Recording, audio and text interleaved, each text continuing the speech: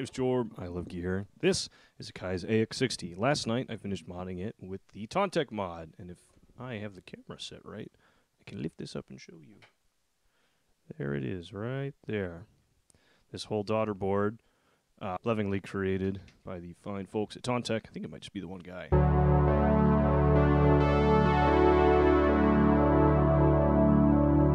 And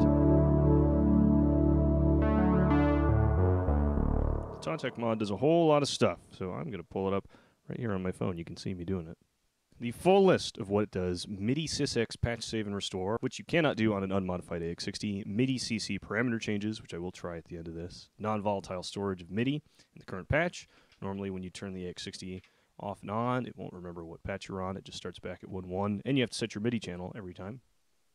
Slider code modified to avoid jumpiness. This is a big deal. Originally the AX60 has this sort of dead zone where you move a pot within a certain range and it won't consider it to have been updated. And so if you make a certain length of a movement within a few seconds, I think, then it says, okay, this slider is in motion. This gets rid of that, and so the sliders are in general much more responsive. Startup time.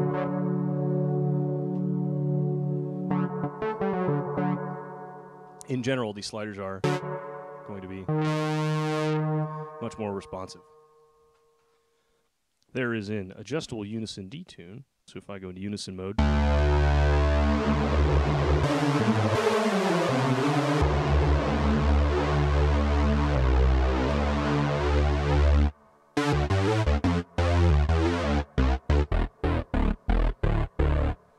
wonderful. On a stock AX60, they're all exactly in tune.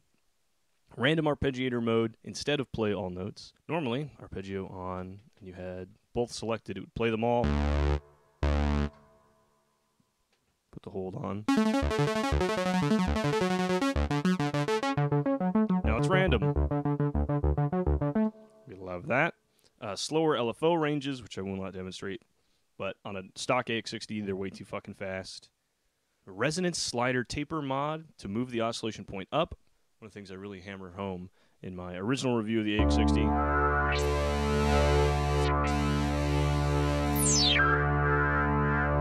You're approaching dangerous self-oscillation normally around like 40%. This puts it way up at the top where it should be, which is a wonderful improvement. The tapers of the envelopes, the ADSR sliders, is improved. That is a software modification. There is a hardware modification that's mentioned in the same manual. So the difference would be the software mod changes the amount that gets sent out of the CPU of the programmer. Just to give it an arbitrary value, let's say your preset saved on a stock AX60 was an attack value of 5, somewhere in the middle, okay? And then you got this Tauntek mod, you installed it, and you're using the software taper changes. It still has 5 saved in that preset, right? But it gets interpreted differently or translated or modified, however you want to think of it. And so the value you're sending to the analog sound generation part of this is a little different. The hardware mod changes the value coming out of the potentiometer. The benefit, and one of the benefits to doing the hardware mod, all your presets will sound the same because the hardware mod changes the value coming out of the potentiometer. If your potentiometer was sending 5 when it was in the middle, after the hardware mod, it might be sending 3 or 4. And so all your presets are going to sound the same and stay distinct. One thing I am noticing, a lot of presets have a lot more release than they did before. All the envelopes are a little slower, which is good, and I like that, but now I need to go through and all the presets that I'm used to using last a little bit longer than they did. So I'm going to see if I have resistors for it, and maybe I'll do that as well. Anyway, MIDI clocking of the Arpeggiator, which is exciting. Sustain mode can be activated by triggering the ARP hold switch, which is a small thing, but it is really, really nice to have. MIDI note velocity coming in. Of course, you don't have it coming out of this keyboard. That is everything included in it. A lot of those features you can turn on and off by going into the MIDI select option and then pressing buttons on or off. And I'll put the diagram up to show you everything that's there. Really, really handy. So you can get closer to stock behavior.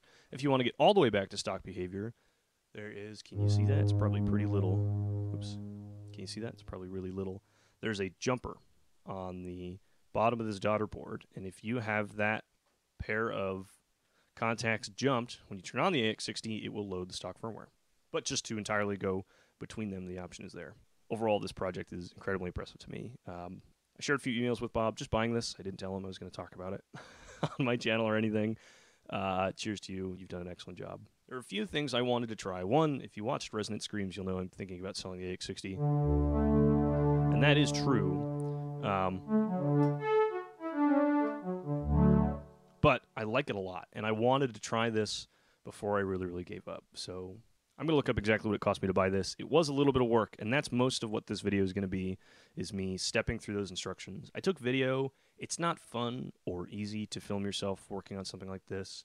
There's so many little tools I need to grab and components I need to find, and my soldering iron's hot, all that, plus having to worry about a camera and starting and stopping takes, and then editing together what would be an immense amount of raw footage if I just let the camera roll. I really dread doing it for projects, but I know that's the sort of thing that's valuable to me, and so I want to do that for other people. Okay, so I'm gonna the way I've decided to edit it in for myself. I'm gonna pull up the instructions here on my phone and read through them and show you the shots I took of any of those individual moments and give you some highlights about what was easy, about what was hard, about any of those individual moments. Does that sound good? Cool. First thing you'll do, you'll take out this whole CPU board. It won't quite look like this. I didn't get any footage of this. I thought I hit record, and I didn't. But mine has been modified to have a removable battery. Yours might not have. But you want to take these connectors out, and I did it in order, and I labeled them all with a Sharpie. 1, 2, 3, 4, just left to right as I went down. I took a picture of the board before I took anything else out, just so I have an absolute reference of what it was like before I even started touching it. You get the whole CPU board out. If you have a removable battery, you take it out. There is a process for temporarily disconnecting it listed in the PDF. The way this daughter board works is it slots into integrated circuit slots, IC slots, for two parts that you take away. And the first one you'll get rid of is IC12. And the way they describe to do this, I've taken chips out in a few different ways, and this is far and away the easiest. And it's described very well here. But you clip the legs close as you can to the body of the chip, and then that's totally free to be removed. And then if you pull those legs out from the top, you don't have any resistance. They're not tearing through the contacts. That's the way they would have seated in anyway. That's a lot easier than trying to desolder all of those 16 pads at once. And if it's a chip that is either inexpensive or going to be replaced by a socket shortly anyway, there's no problem in cutting the legs. And my procedure for desoldering holes where an integrated socket used to be, I don't know if this is right practice or proper procedure, but I clamp the board upright and I hold my soldering iron on one side and my desoldering pump is all I use on the other. And I get it hot, I pull away the soldering iron, and then I press the button on my desoldering pump. I've had good luck with that. You can normally get it first or second try when you do it that way. Putting it upright like that makes it easy to align the holes and keeping it clamped so I don't have to hold it or get any weird angles that I might burn myself or damage the board. So you replace that with a socket that has the full circular slots in it. Machined pins is what it says in the manual here. Then you'll pull the EEPROM straight out. I bent one of the legs a little bit. That happens all the time, even though I had my chip puller. It's hard to not wiggle.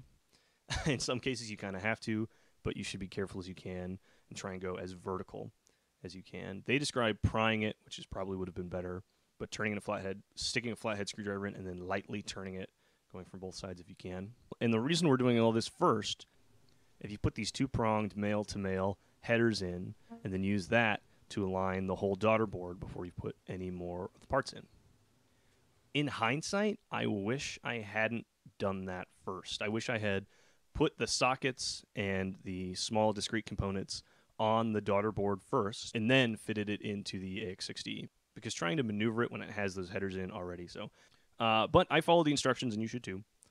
So you put those male headers in, and then you set the blank daughter board on top, and I just tack soldered the corners of that, then pulled it out and did the rest.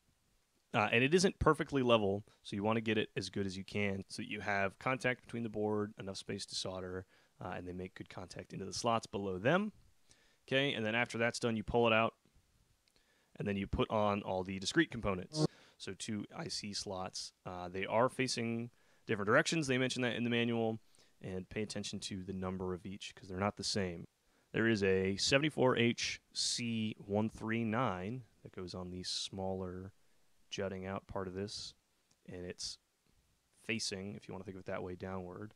And then 74H C32 is facing up, and that is directly next to the EEPROM.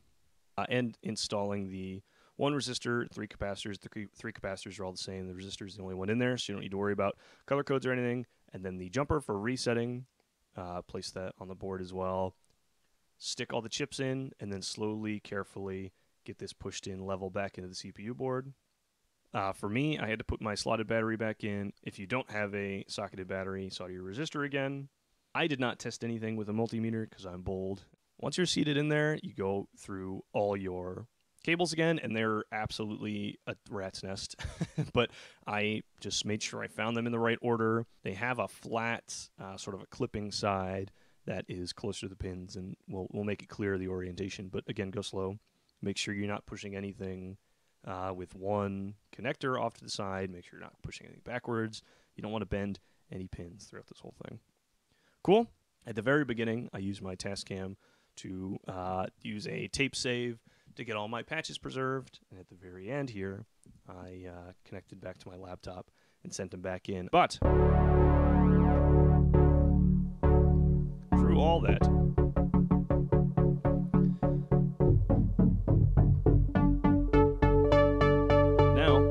AX60 back, and a lot of its problems are fixed. I think by default, a good portion of those options are not turned on. I think by default, not all of those options are turned on, so I turned them all on just to try everything. But here again is that diagram. You go into the MIDI selection mode, and you press the upper of each of those pairs. Cool? Cool. Now again, like I said, because I'm using the software taper mod, some of my patches do sound different. Alrighty, that's more or less everything I had to say. I think fixing the jumpy faders is probably the most important thing for me.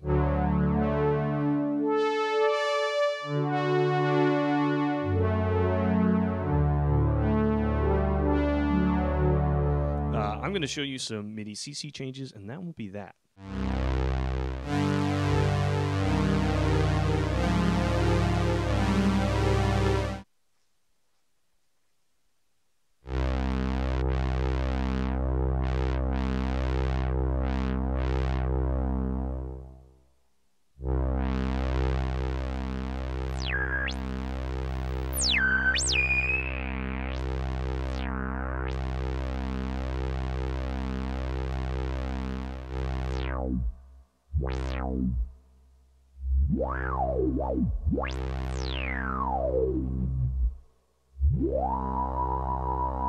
That's smoother than I thought it would be, frankly.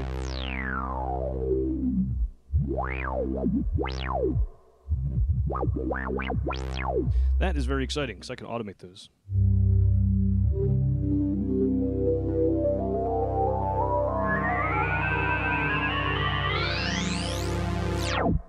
Yeah, that's great. That's smoother.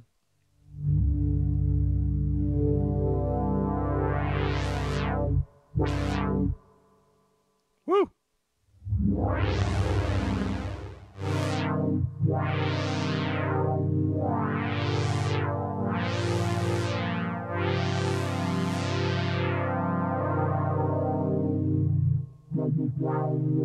I love that a lot, actually. I think that's super handy. I don't need to show you much more. I think you understand. I really did it for the fader tapers and Midi Cc, and both those seem to work exceptionally well. I'm a little sad I'm going to have to change some of my presets a little bit, but that is quite a small hurdle to enjoy the things I'm going to enjoy. Cool. I'm going to spend some more time with my AX60 in the future because of this, and at any rate, that's what I really wanted. I appreciate you watching. I only do repair videos as they come up for me, which is not super often. I have one on the 6-track and a small one on my MG1. Expect a few more as I get new projects. But there you go. My name has been Jorb. I love gear. Hope this was helpful. Appreciate you watching. The return for effort on repair videos is really bad. So if you appreciate this, it means a lot to me. Let me know, okay? So long.